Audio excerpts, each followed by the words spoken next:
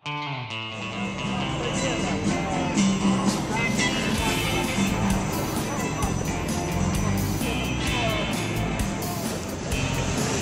very well in the red season, and I think we'll start seeing a lot of hydraulic hybrids in the red season.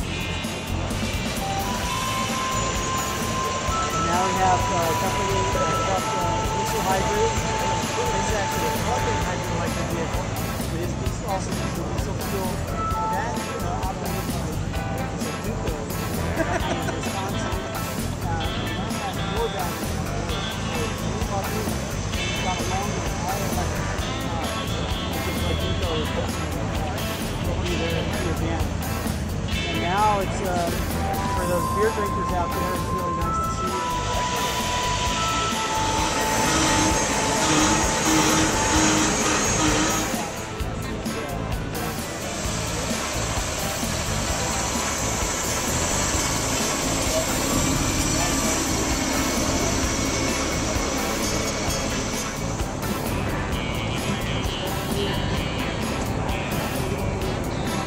Run over there.